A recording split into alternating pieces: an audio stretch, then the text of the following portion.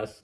Thought I'd do a little video on my opinion for the 6 tips on how to survive Zoom school. If you don't know who I am, I'm Wes. I'm a first year DPT student at Azusa Pacific University. For our first semester in the program, we spent half of it in person, and then due to the coronavirus, we were forced to move online. So, as a student who had the privilege of being able to take our classes in person and then being forced to do it online, I'm gonna go over what I think the 6 tips are to survive Zoom school with your sanity still intact. All right, let's get it started with number one. All right, guys, number one is talk to people. During the first couple months of PT school, I lived in a house with 2 to 3 other people who went to APU but were not in the same program as me. Thus, we didn't really talk to each other as much, and we kind of kept to ourselves, which I guess is good when you go to class and you see all your classmates, and then you get to come home and that's your own space. But if you're not able to really talk to your classmates in person anymore, it kind of feels like you're stuck on an island. So 5 months into the program, I actually moved into a house with 4 other people from my cohort. And since then, it has been great just to be able to talk to other people within the same major, talk about the classes, being able to study before tests. And I suggest if you are not able to move into a house with other people from your major, then to keep close contact either through Zoom or through FaceTime. Just try to keep regular communication with other people from your major. All right, quick tip number 2. All right, guys, quick tip number 2 is to go outside. You don't need to do anything major. You don't need to go on a big hike, or you don't need to go to the beach.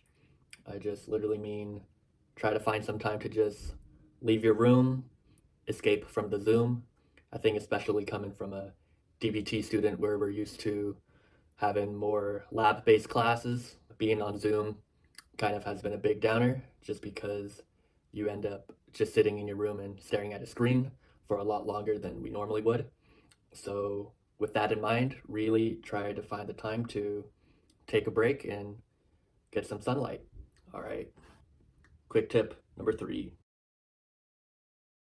All right, guys, quick tip number 3, and that is to adapt. And when I say having the ability to adapt, what I really mean is to hope for the best and plan for the worst. I think especially around the time that they had the initial shutdown, we hoped that we could stay in person, but deep down we were planning on we would probably have to sit in front of a computer for the rest of the semester. And that kind of goes for the classes themselves.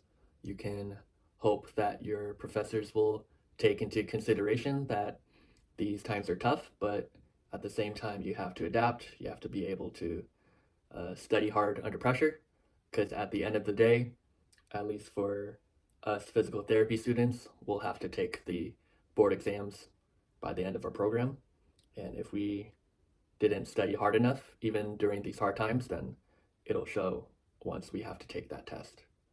All right, guys, quick tip number 4.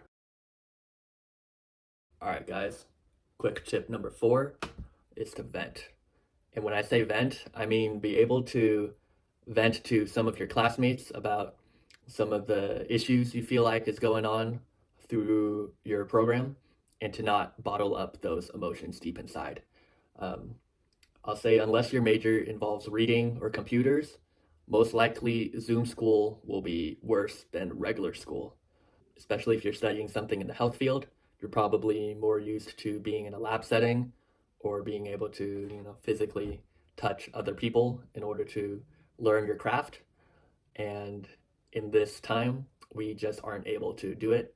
Thus, you will probably be very frustrated. And I think personally, it's important for me to not exactly be mad all the time, but more so be able to talk to my classmates about the problems that I'm feeling and listening to kind of the problems that they feel like they're having too. And that, at least for me, helps make it seem like we're, all in this together. I'll say overall, it just kind of helps keep my emotions in check and keeps me from raging too much.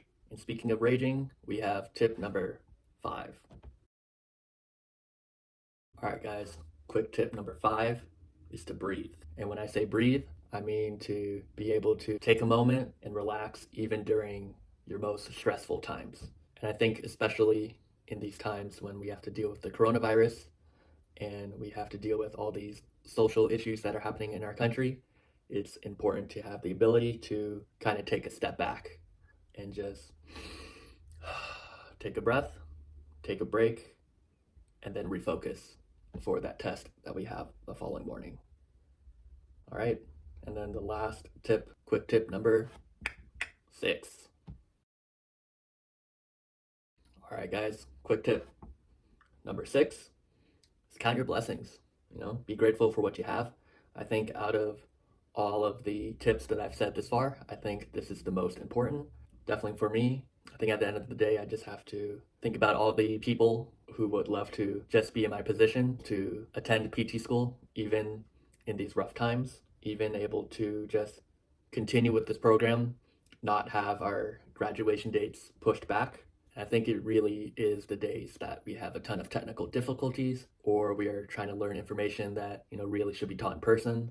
Those are the days that I have to remember that so many people would love to be in my position right now and just be grateful that I'm in the program and we're able to just continue on learning. And so, yeah, those are the 6 tips that I have for you guys today in terms of how to survive Zoom DPT school or, just Zoom school in general. If you guys have any questions for me, go ahead and leave a comment. If you guys have been enjoying the video so far, go ahead and, subscribe and like the video, help the channel out, and we'll see you next time. All right.